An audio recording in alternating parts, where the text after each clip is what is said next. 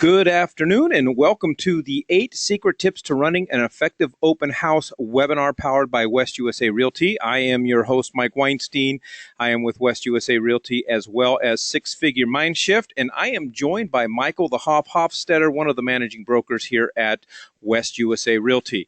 The goal of today is simply to provide you 8 tips to help you succeed at your next open house and truly to help your open houses become not only more efficient, but more effective. At the end of the day, you need people to come to your open house and you need to convert, you need to get information, and you need to turn them into buyers and sellers. So we're going to just give you 8 simple tips, things that you can apply. Some you may have already been doing, some I guarantee you haven't thought of.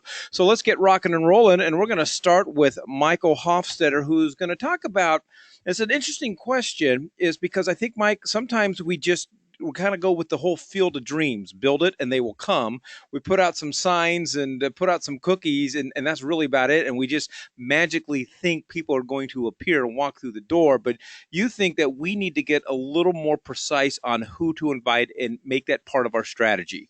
Yeah, I think that, well, first of all, good afternoon, everyone out there. Good afternoon, Mike.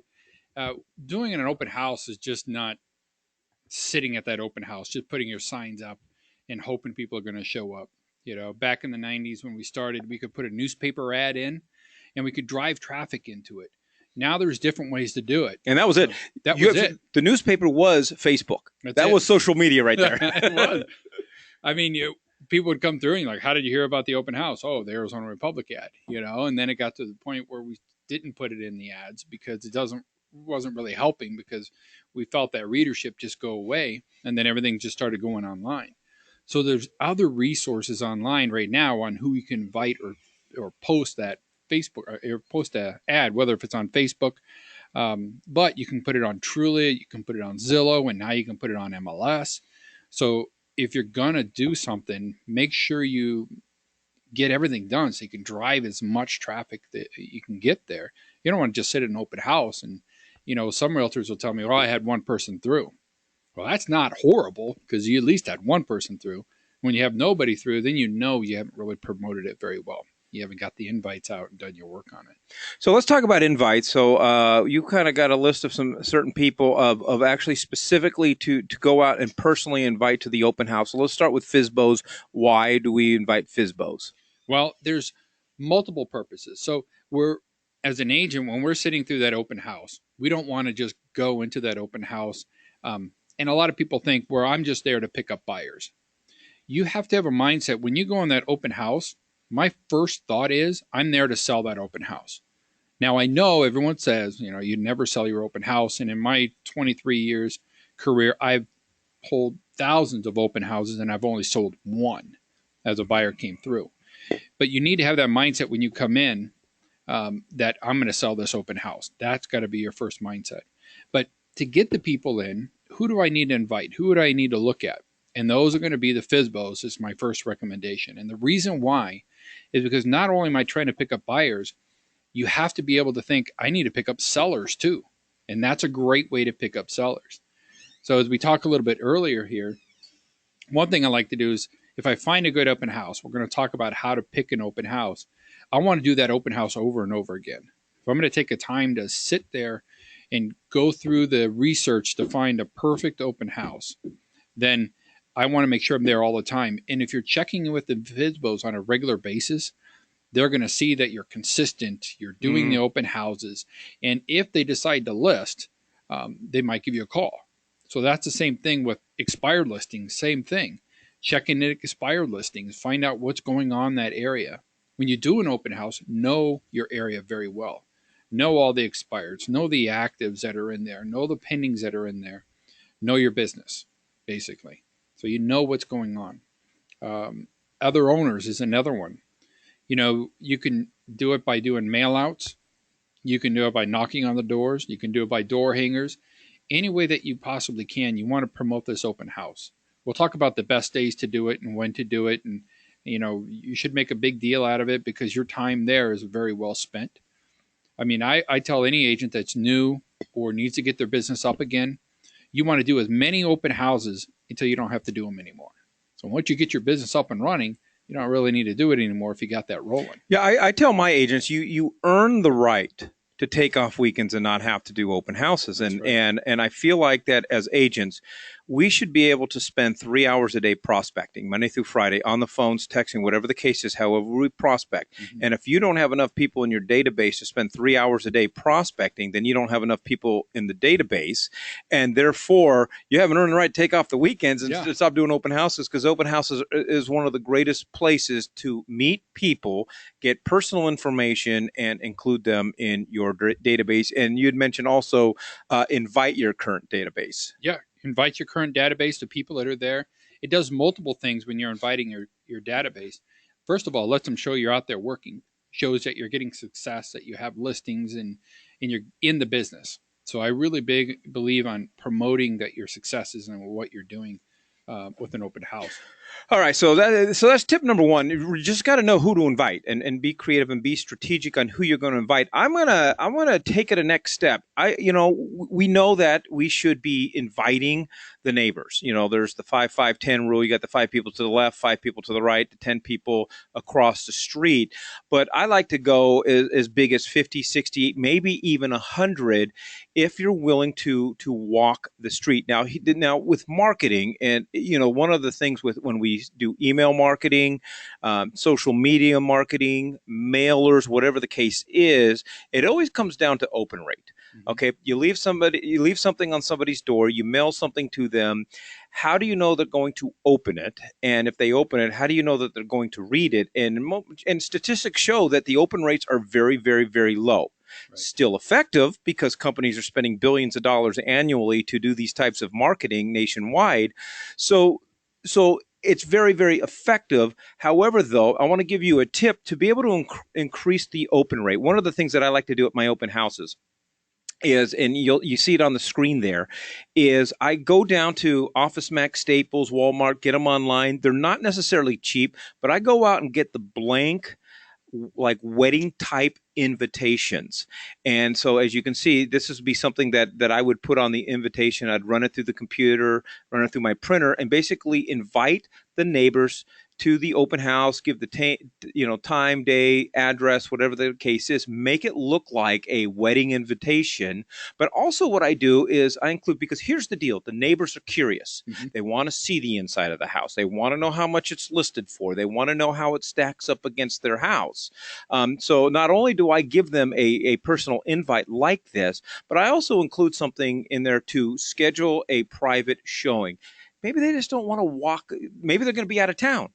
Maybe they're not going to be available, or whatever the case is. But who wouldn't want to privately show a home to a neighbor? Because that's a prospect. But the thing that I do is I also take these envelopes here, and I get one of those silver markers and basically handwrite "You're invited." I can tell you right now, you put these on people's doors, they will open them. I can't guarantee they're going to come to the open house, but I guarantee you they will open them, because this doesn't say commercial. This doesn't say advertising. This says, hey, my neighbor's throwing a big party and I want to go. Mm-hmm. And so this is a tip that I use.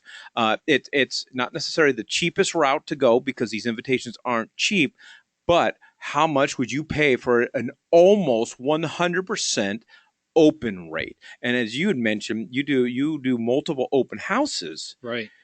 People are going to get used to it. People are going to start showing up. But at the very least, I guarantee you that they will open the invitations here. I think invitations are great, because that's something that they can keep and hold on to. So while you're doing an open house, by putting the door hangers out there, make sure you guys, now you're doing them in the morning and the evening, so don't be out there getting heat stroke. But at least you're leaving something there for them that they can put in their drawer. And my feeling is the flyers on the door and so forth, it just says, it screams real estate. How many of them are being read? How many of them are really looking at a flyer and saying, oh, there's going to be an open house? Right. At least with this, They open it, they want to know what's going on, and then you can include other things in their business cards, postcards to download your free mobile app or whatever the case is. So that's my first tip. You had mentioned invite the neighbors, invite the owners, but now I want everybody to take it a next step, make it a personal invite. Utilize a vehicle and a medium that's going to ensure that the majority of your envelopes are open. All right. So one of the other things you'd mentioned, kind of prepping.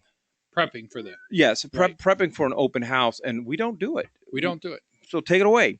The best time to do an open house that I found, and it's even from National Association of Realtors, is Sunday. Of course, we know that. But you can do it any day of the week. I mean, it's better to sit at an open house on a Monday through Friday than to sit in the office. I mean, you never know when a buyer's going to come through. You can still do your work. I know. You can still do everything right there. We're all online right now. But think of this. If you're going to take the time and the effort to sit at somebody's open house, make the appointment, and do everything, make sure you do it right. It's not just a 1 to 5 gig or a 10 to 2 gig. This is a gig that's going to, if it's on a Sunday, you want to prepare, make sure everything's ready to go on Saturday. So if you're going to do your invites and be out there, you want that Saturday so that they know that's happening on Sunday. The tour, what I talk about, the open house on Sunday, if you're going to do it on Sunday or Saturday, whatever day, make it from 9 to 5. Make it your time that this is going to be my full day to do an open house, not just trying to sneak it in between stuff. In the morning, and that's why I have 9 to 5 here, in the morning from 9 to 12, what I'd like to do when I do my open house is that I like to tour all the homes that are in the area, so that I do that every time I do an open house.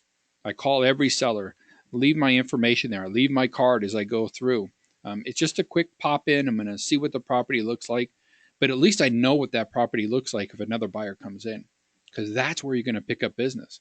So if you have a 3-bedroom, 2-bath, and the buyer walks in and says, I really need a 4-bedroom, now you've already seen it that morning. You know the showing instructions on it. You know that you can see it. So that is the best way to really know your inventory of what's going on. Hey, I got a great 4-bedroom right over here. I just saw it. Had granite countertops, has this, beautiful pool, backs up to, no 2-story. So know the details on it. And then you could tell the buyer right there, well, I'm done here at 4 or 5. I'd be happy to show it to you then. And make that appointment. So that's the idea, is that you're working it while you're there in that open house as the buyers come through, and just knowing that area. Plus, if you're leaving your card, which is the next one, if you're leaving your card at the homes that you're touring at prior to all the actives, and that's why I like doing the same open house over and over again. Again, you got the sellers seeing your card there every week. You're calling them, going through every week. So as you can see, what I'm getting to is not only you're trying to get buyers that come through and pick them up or sell your listing, but you're also trying to get listings out there, of other areas. So try to, promote yourself to all the other homes that are in the area. And that's the opportunity to get listings when they expire. So if you're constantly doing an open house on a regular basis, you're previewing all the actives every time you do an open house, and you're leaving your card there with the seller. Now, I'm not promoting, trying to get out there and take business away from other agents. That's not what I'm doing.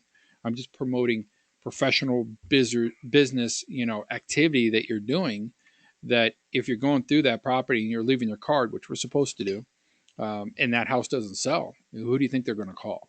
They're going to probably give you a call. Yeah, it's the whole thing. You want to be top of mind. Exactly. And that's just being consistent on what you're doing. So, all right. So tour the actives, know the inventory, know what else is there, because yes, you're there to sell that house. Statistics suggest you're not going to actually sell the house that you're sitting. You want to sell one of the other houses in the neighborhood, and you have to know what's out there so you can have an intelligent conversation. Well, one more thing on that too is even though, I'm talking about picking up the buyers as they come through and promoting yourself to the area, whether you're doing any of your invites on picking up other listings, right? But remember, one thing we didn't really put in here, but remember when that buyer walks into that open house, they're there to look at that house. Mm-hmm. So don't bombard them with a bunch of stuff. That's why I talked at the beginning. Your job is there to sell that open house to that buyer, or show it to that buyer when they come through. In the back of your mind, you're looking at other things, and pre-qualifying that buyer, looking for other opportunities. But that's what you want. And that's what buyers don't get sometimes when they go through that open house. most realtors think that, I'm jumping all over this buyer because I want to pick them up as a client. Don't be a car dealer. And you lose them. And they know it too. I call it commission breath.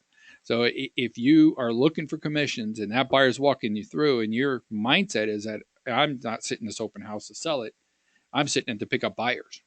They can feel that when you walk in.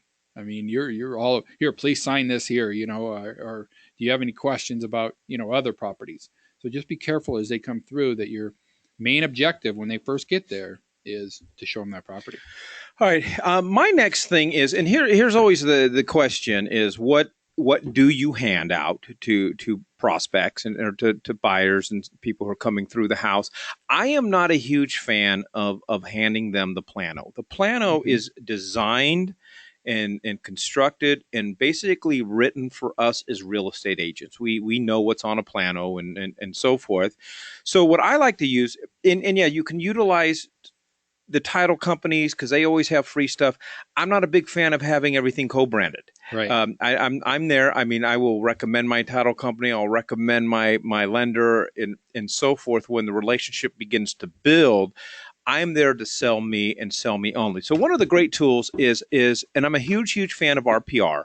And I always need to say, because I'm amazed, I talked with real estate agents on a regular basis who are not aware of what RPR is.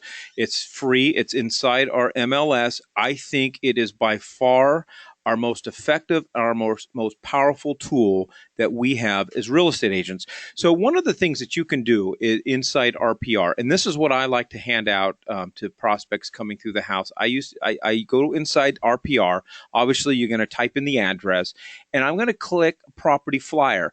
Because you should already have gone into the settings, uploaded your picture, uploaded the broker logo, your contact information. And so when I print a property flyer, this is a sample of what it looks like. It is just a one page. I do this in color. Okay. And so when somebody comes in and when they want more information on the house, this is what I hand them so that when they do walk out and whatever the case is, and they're going to hang on to the flyer is branded to me. The plano, they gotta dig deep for contact information and or you're having to staple your business card. Stay away from the staples. Okay. Right. To me, it's just tacky. So so this is just out. This is what I hand them. It's sharp. It's got my picture. It's got my branding on it. It's got my company logo on it. It's got my phone number, my email. It's got information about the property, just enough information to whet the appetite. Yeah, everything that you have in that open house. And if you don't know RPR, which again, I'm surprised too that people don't know RPR, but it is a phenomenal product. It's probably the best product I think we've ever had since I've been doing real estate since 1994 on all the features that it has. But be professional. So the way you act, what you hand out, the way the house is staged, all that stuff reflects on you. So if you hand out that flyer, and it's stapled and it's, maybe half done, you did put it together at the last minute, that's going to show right to that buyer. Like I said, they can see that when they come in, because you're not the only open house they've been into. I mean, they go in from open house to open house to open house. They're out looking, and they compare realtors, and if they have a house to sell, they're comparing realtors for possible listing agents. And when they see professionalism, they see, you're dressed well, all that comes into play, when you're out there working with clients, and that'll separate you big time. And the other thing that this does is it expedites the process. We're so used to being reliant on our title companies, and our title companies offer phenomenal services to us and so forth. But when you have to order stuff or you have a last minute open house or whatever the case is, it sometimes can take times, deadlines, whatever the case is. Again, I don't like to co-brand. Right. I want everything at my open house to have my branding on it. I can literally do this. Just all I need is a color printer and access to my laptop, and I can have quality looking property flyers. So I'll make 20, 25 of these. Right. I'll have these available. This is what everybody gets, and this is in lieu of, and this replaces the plano, which again I think the plano is tacky, especially when we either have to staple or paper clip our business cards to it. Now people have your information on the actual property flyer. So that leads us, Michael, to okay. So now we're actually at the open.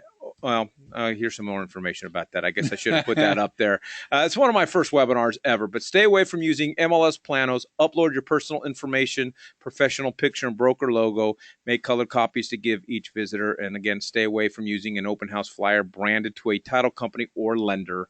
You are there to brand you and brand you only. So you get to the open house. So give us some tips of when we're actually at the open house and going to run our open house, which you say 9 to 5. 9 to 5. You're going to be working. Well, you're going to pick the open house hours you want. My recommendation is always 1 to 5 on a Sunday. I got the most people came through during that time. And then from 9 to 12, I'm out previewing for 3 hours, looking at other homes, getting myself out there. But when you're at the open house, we talked about flyers here at the get-go. I like to hold the flyers back when they first come through. I don't like to, when they first walk in, I just hand them a flyer. I want them to go through. The flyers can't sell the house. You can. You could talk about the features. You can explain it to them with passion and knowledge, knowing it. That's a big thing. If you're going to do an open house, you better see it before you get there that day. Go through that house, know the features and everything, bedrooms, bathrooms, square footage. And if they ask you what's the square footage and you're like, oh, let me look at the plano. Yeah. I think you lost them right there. So know your inventory, know the details of the property. Remove flyers is my number one thing. I can't tell you how many times that I've gone to other open houses and they have the flyers sitting in the box and buyers will just drive by and pull that flyer out and then drive away. It doesn't fit their need. It doesn't work what they're doing. But sometimes it will. I've known buyers that wanted a 4-bedroom, but they walk in a 3-bedroom and it's just perfect. So you want to get them in the property and vice versa, but you want to get them in the property. So pull those flyers out of the tube that's out front and have them in there with you. If you're sitting somebody else's open house, do the same thing. Pull them out. You want that buyer to walk in and talk to you so you can explain that property to them. That's why I say have it in the house. So have the flyers in the house. Park across the street. I see realtors all the time park in the driveway and the buyer's got to, the coming to preview got to walk around the vehicle. Park your vehicle across the street. I know there's like little tiny stuff, maybe tic-tacky I'm talking about, but it all adds up. Where they can pull in, they've got free access. At the same time, your car's not backed in the driveway. They've got that beautiful view of the property when they walk in, so they can see the house and don't have a vehicle right there in front of it. Another recommendation is, now you're putting out the signs. We have all kinds of different stuff. Know your area too when it comes to signs. How many are allowed to put up? If you're allowed to put balloons on the property, balloons on the signs, or flags or streamers or, whatever you can do, you want to draw as much attention that you possibly can to it. And I think that's important because, more and more agents valley-wide are doing open houses. And it's open houses 7 days a week. In my neighborhood, there's always open house signs. And I think that people are kind of getting just used to the open house signs. Oh, here's another open house. And I think people who are driving by aren't even really noticing them as much anymore. So I think having something that's eye-catching and eye-popping to draw attention to, I think, especially in this day and age, is very, very important. Yeah, I like the new ones out. They have the tent signs that have little round pieces of metal and you can stick a flag in. You can get like the red flags, and that works perfect. I know a couple areas where they have those big banners, that are like 8 foot tall that come around. There's a lot of cities that are not allowing those. So make sure you check. I think they're great. Maybe you could put it in front of the house. That would be perfect. Where you can put it on the street, I don't think they allow it, but at least put something on there so you're getting their attention. Will help drive the people. What about I don't know what they're called, but those sign flippers? You probably could get them for minimum wage, right? And the guy have some sort of plastic sign. They're out there on the street. They're flipping it and twirling it and whatever the case is. I've never seen anybody do it, but I'm sure that would be a great way to get people in. Yeah, and you can go ahead and just call the corporate office and ask for Michael Hofstetter. He'd be more than happy to, on his Sunday afternoons, come by your open house and flip signs. Yeah, I'm about $150 an hour, so that would work. All right, and then you say no registry. No registry. And I'll give my case for that. And it's only because I've literally, when I was selling, I've done so many open houses, thousands and thousands of open houses. And buyers that come in, and I tried the registry myself. Buyers would come in, I'd either ask them for it or have them fill it out. I used the old phrase, well, the seller likes to know who's coming through the property, or if it wasn't my listing, I said the listing agent likes to know who's going through the property. 90% of the time, they put the wrong information down, phone numbers. I'm chasing stuff that's not even there. I'm chasing ghosts. You want to be able, and that's the next thing we'll talk about, is items of value. You want to be able to talk to them. And that's what I was talking about. When they first come in, they're there to see the house. They're not there to talk to you. They want to see the house, get the details, and move on. It's what happens, but by the time they walk in the door, they leave on whether they want to give you their information or not. And that's what you want to do. You want them to give it to you without you asking. Okay? So that's why I don't think a registry works. It turns them off, kind of puts that negative feel as soon as they walk through. Now, you can have the registry there and fill it out once you get the information from them. That's fine, but just use a notebook for that. You don't really need the registry on it. So that's why I'm real big on no registries. It puts them on the defense as soon as they walk in. Oh, yeah, that's interesting. And we'll get to having something of value because I didn't understand where you were going with this at first, but I'm totally with you now. There you go. Because right away when you walk in, it's like when you go to a website and you're on there for 5 seconds, and then to read any more, you automatically got to give them your personal information. No, you haven't got my interest yet. Exactly. I haven't seen the proposition value yet. Right. So we'll talk about that in a second. One of my other tips is have something for the kids. These, especially in these outlying areas, so many open houses, the people are driving down the road, they've got their kids with them, whatever the case is. Kids have influence on their parents. Sure. And they do have influence on possibly what real estate agent their mom and dad are going to use. You want to be as memorable as possible, and so forth. So this is one of the things that can make you stand out. You have to think about the kids. I personally try to stay away from the food because you don't want to be that agent that has something that inadvertently has peanuts in it, and next thing you know, 8-year-old Sally's out on the floor and having convulsions. So, okay, that open house would be memorable, but not necessary for the reasons that you want. Bad reason there. So, I love the toy box idea. So what I've done is you can even go on Amazon or whatever and type in toy chest, and I've got one of those at home too. It's a plastic toy chest. You can get a basket like this, whatever the case is. And I go down to Target, as a matter of fact, because they've got that section of their dollar toys. I stay away from the dollar store because, again, that stuff's liable to fall apart, and then 18-month-old Johnny, he's choking on a wheel from a car, and so forth. So so when I first started this, I just went down to Target, $50-$60. It's a write-off, and got a whole bunch of stuff, coloring stuff, just whatever's in the dollar section at Target or other stores that offer something like this. I fill it up, and every kid that comes through the open house gets to pick something from the toy chest. I got this idea from Dr. Kirschbaum, who was my dentist when I was 6 years old. Mm-hmm. Okay. And when I would go to the dentist, and he was the coolest dentist because he actually had a Miss Pac-Man machine as well.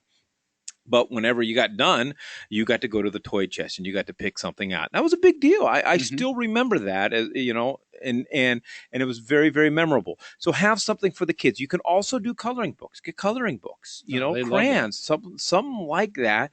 Or you can go. There's a lot of promotion. No permanent markers, though. No permanent markers. Do not let them. Do not give them paint before they're going on a tour of the open house. Yeah. But you can also. There's a lot of promotional companies out there that you can get custom branded things, whether it's a ball, whether it's a Frisbee. What if every kid that came through got a Frisbee with your name, phone number, whatever the case is, and so forth. Be creative, but you have to have something. Again, I personally stay away from the food. This time of year, I might have a cooler full of water. Water is perfect. Food, I recommend no food. Yeah, and I don't want I don't want to take my kid somewhere, and all of a sudden there's free candy. I really don't want my kid to have a bunch of candy, but I also can't tell him no because I don't want to have a temper tantrum out, and so that's a bad memory now. Yeah. It's a bad experience for your prospect. So make it as memorable as possible. think about the kids, what's going to get the kids excited. And I get agents go, well, what if a big family of 8 kids come in? Well, you know what? It's the best $8 you can ever spend. This is marketing. Right. And so forth. So get the kids excited about you. Maybe at that home that night, they're playing with the toy that you gave them, and the parents are like, they're now thinking of you. And then they go back to your flyer that you created on RPR. You never know where this is going to lead. It all fits together. All right. So you're talking about having something of value, and this is critical. Take it away. Yeah. So items of value is, if you're prepared, and I ask realtors all the time, do you have a website set up where buyers can search for properties? Do you have a database that you're working on? Do you have information that you can give them? Whether if it's comps in the area or other listings that are in the area. When the buyer walks through there, and that has to do with that registry. It all comes from the registry. I've learned this, hard knocks, that the buyer will give you their information if there's an item of value to them, if it's valuable to them. And that's why, subdivision activities, I like that. I like to print out what's active, what's sold, what's pending in this area, have little booklets set up for them on that, which you can get from RPR. So they have a buyer package in there that you can do a search for and set up for buyer package. Here's the data. Here's what's going on in the area. Here's all the other actives in the area. If you want to see any of them, give me a call. I'll be happy to show them to you. That's an item of value, or I have a website, or I have MLS where we could set up a portal. I'd be happy to set that up for you and do a custom search and email you properties on a regular basis. Or you can go to my website and search on your own. There's an item of value right there to that buyer. They're going to get properties because that's what they want. They want properties. They want to be able to search on their own. So make sure you have a website. To me, that's probably the most critical. You have to have a website that your clients can search on their own and be anonymous. The portal's okay once you got them up and you got them pre-qualified and putting in your car, because it's a one-way communication on the portal. But a website is really two-way communication. The buyer can go on a search and do their own playing around, and that's what they really want to do now. So that's a great item of value. You can also do your mobile app. Mobile app, same way. There's another item of value. Hey, I've got a great app on your phone. Would you like to get it? Can I get your email? And I'll email you a link. So again, you're asking them in a way through an item of value to get their info. That's going to be the best way you're going to connect with those people, because then they know you're trying to provide value to or provide a service to them. And that's what they're going to like the most. At the end of the day, the overall objective, I mean, obviously in a dream world, you want to write a contract on the house. Exactly. But the overall objective for me when I'm doing an open house is to get as many names, phone numbers, and email addresses that I can, because it's not often it happens, but it's not often somebody just is going to buy a house on the spot. It takes time. You got to build relationships with them. You got to build rapport with them. So that's really the ultimate goal. And so, and this is why I love your point is, and you have to, you have to have the persona of what your ideal buyer looks like, what they want. And this is something that I think we fail to do as real estate agents is we don't put ourselves in the shoes of an unlicensed normal buyer and seller. We know what all our stuff is, and we know how wonderful we are and so forth. So you have to put yourself in the shoes of a buyer and seller and ask yourself, if you didn't know anything about real estate, what would be something that you would be willing to exchange for providing your personal information? And that's my challenge. Think about your last open house, or if you're going to do one this weekend, do your normal open house. Take a look at all the crap you got, okay, and ask yourself, what if I'm just a regular buyer and I don't know anything about real estate? What would I think about these materials? Is there really something of value here for me? And I think one of the other, I think, great tools is a lot of the title companies, and this would be the time now. I might lean on a title company for something, because they have buyer books and seller books. These are bound books that have sample contracts, might have tips, whatever the case is. They can provide them for you for free. Don't take the free ones, because you can for a cost, and I know some of the title companies for a small cost, maybe $1 a book. You can now have that personally branded to you with your picture, with your name, with the logo, phone number, and whatever the case is. Now, because this is what a lot of agents aren't doing this. So now, the Smiths walk into an open house. They've been to 10, okay, and they're tired of filling out these registries, Right. and it's all the same old da da da da da. But now all of a sudden, okay, well, here's a book. Here's something of value. You put those out on the counter, and now they will walk by and go, "Hey, can I have one of those?" Exactly. Absolutely. In exchange for, now you're offering something of value to get their personal information. And that's what you got to do in an open house. You learn that an item of value there, other than demanding them to sign something, is going to get you the best clients. It's really going to connect with them much better. So that's why I like having something like that, or offering a free CMA on their current property when they're coming through. So not only are you thinking about this stuff, you're pre-qualifying them when they come through. You're asking some questions. Do they live in the area? Have they been looking for a long time? That'll give you a feel of what kind of buyer they are. All right, and then and speaking of that, that kind of leads to the next point, and I want to go back real quickly here to, if I can. Our engineer here, he's fired. All right, so let's go back to RPR here. Okay, again now, and you had alluded to it, Michael. Yeah. Stay consistent. Everything has to have a consistent feel. Eliminate all the useless pieces of paper and flyers. They don't need a brochure from your lender, Right. your title company, whatever the case. Not at that point. Again, you're selling you. Right. So now one of the things that we were able to do, and a lot of agents, and this goes back to the inconvenience and timing and whatever, our title companies will provide us big 3-ring binders and 85 pages of everything about the property, school, whatever the case is. Okay. They're great. Nobody reads them, but it makes you look good. Mm-hmm. But my point is staying with a consistent look and feel. You don't have to use the title company per se. You can do the exact same thing in RPR. So in RPR, they have what's called the seller's report. This will spit out 70, 80, 90 pages. Yes. Print it in color. Right. Okay. 3-hole punch it, stick it in a binder. You take the property flyer that you made and stick that in the front of the binder. And so now when people show up, now you have a consistent feel. Okay, you want to print it and put color again and place it in a 3-ring binder for each visitor to look through. It makes you look good. It makes you look like you've done your homework. It makes it look like you've done your research.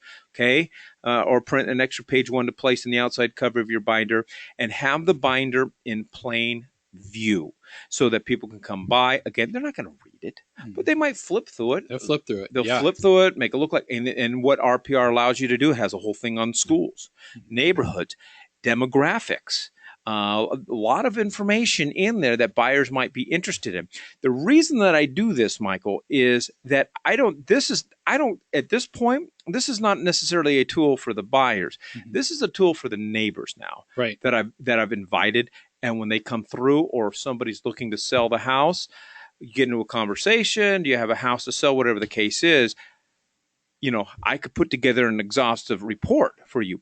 Yeah, because most buyers out there coming through the open house are sellers. Exactly. They really, really are. And a lot of people don't realize that. They're not prepared to act like a listing agent when they're there also. So that's where you're there to get listings. Right. We're talking about both. We're here where we get buyers and to get listings. You got to think about that. So here's where else I get into this, and this is really good now. This is how else I use RPR.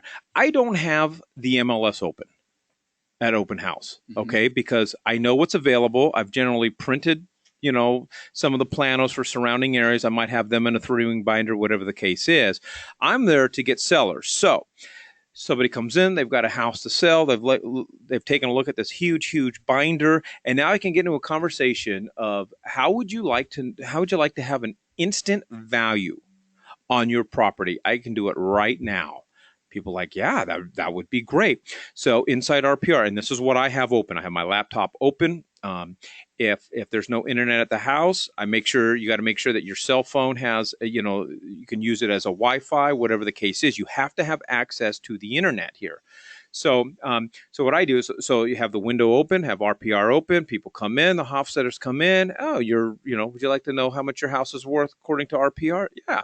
So now you're giving me your address. Oh, I've just collected some personal There you go. The pieces item of of value. information. It will spit up the just instant, estimated value of the property right there on the spot.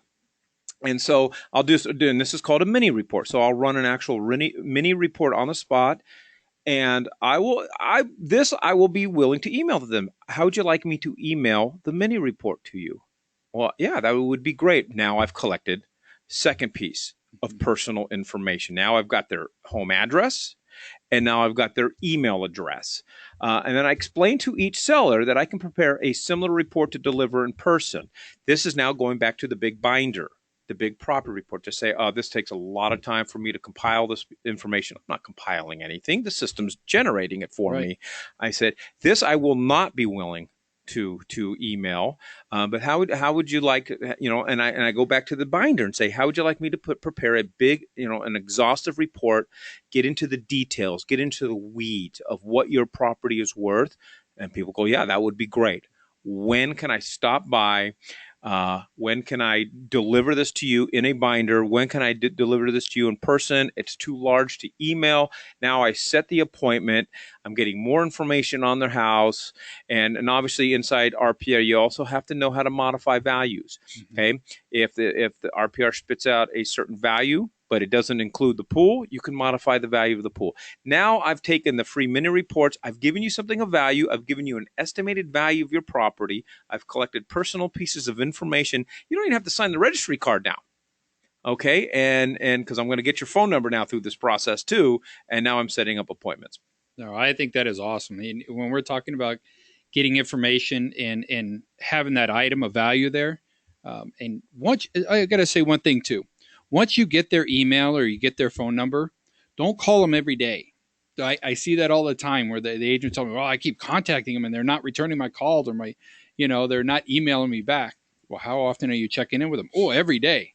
Give them a little time to breathe. They gave you the information, which is very sacred to them, as they come through. So just remember, check in with them on a regular basis, but not every single day.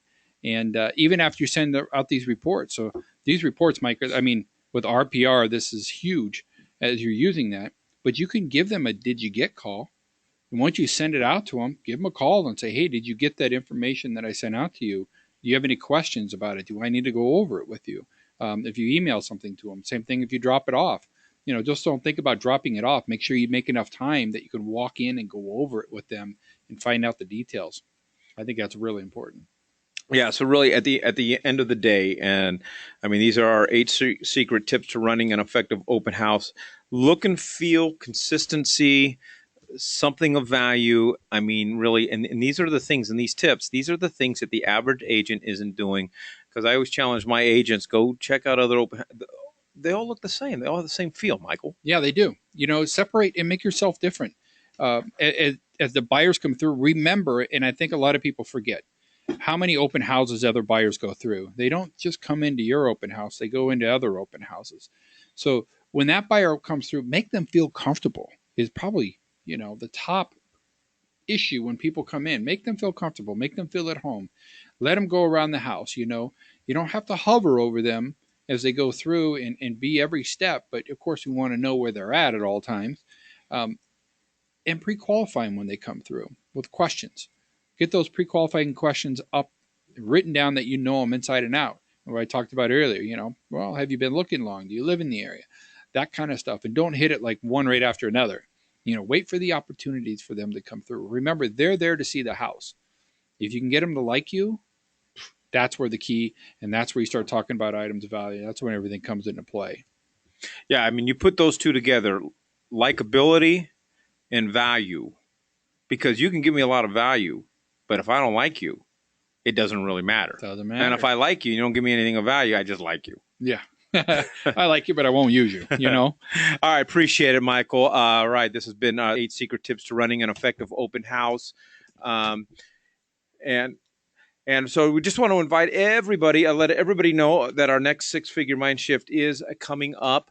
on July 21st. We got NFL great and author J.J. Burden going to be stopping by up here at the West USA corporate office. This is open. This is free, open to all agents from all companies. It doesn't really matter. It's a great event just for you to learn what's like to, first of all, catch a football from Joe Montana and his life lessons, his experiences being in the NFL, and what that has taught him about being an entrepreneur. The stuff that we talked about today, doing open houses, these are things that entrepreneurs think about, consider. JJ Burden is a phenomenal entrepreneur in his own right. So we're sending you out a link. Would love to have you come. Would love to have you join us. Again, that's going to be on July 21st, 10:30 to 12 p.m. You can go to sixfigureevents.com or utilize the link that we just sent you. Appreciate you joining us this afternoon, and have a great afternoon and good luck on your next open house. Thank you.